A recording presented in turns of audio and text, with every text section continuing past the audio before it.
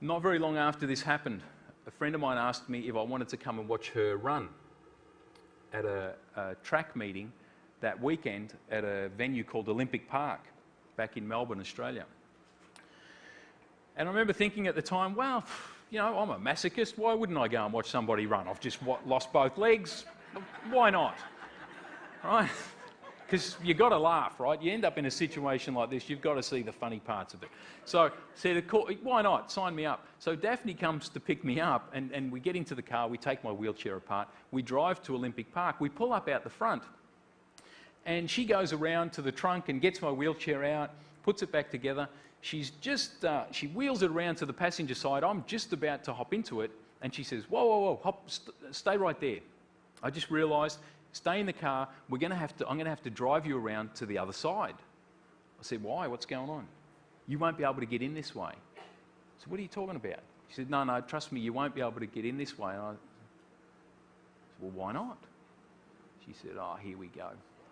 Because we're having a little bit of a tug-of-war with the chair by this stage, and eventually I won, and I jumped into the chair, and by this stage, you didn't have to be a mind reader, she's thinking, to know that Daphne's thinking, oh, here we go. So, because I want to see why, I want to know why I can't get in this way. So I cruise around the corner to come face to face with Exhibit A here. And I'm sitting, I'm looking at this thing and I'm thinking, whew, okay. Okay. So I'm sitting there, and I must have been sitting there for quite a while, because by this stage, Daphne's got her arms crossed and she's tapping one foot.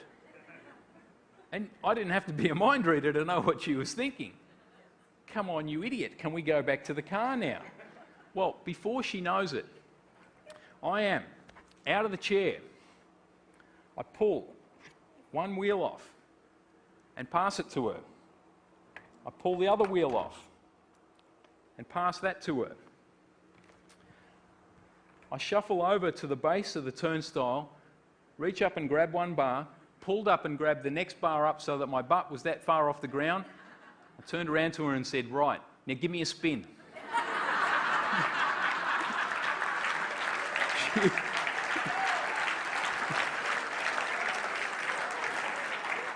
She spun me around to the other side. Her eyes are about this big. I said, don't just stand there, pass me that wheel. She passes one wheel through, then the other, then the chair. I put it back together.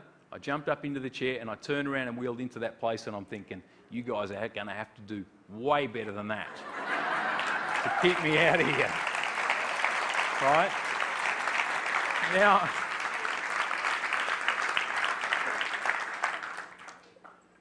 the thing is this.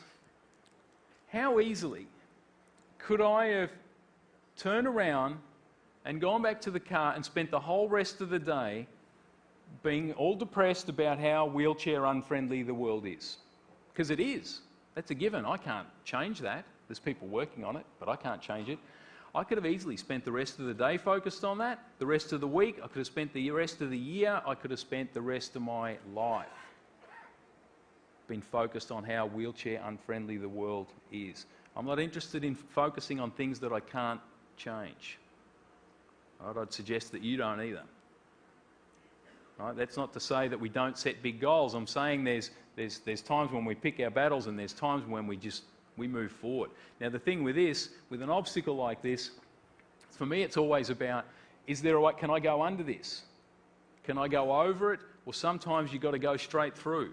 Sometimes you've got to pull things apart to go straight through. But again, it all comes back to perception, being able to step back and look for the ways to move forward, because it wasn't obvious. You know, when I first sat in front of this thing, I'm just thinking, whoa, okay. But I opened up a space, instead of it being shut down, I opened up a space to be able to get creative and go, I know what we need to do here, and I think it might work.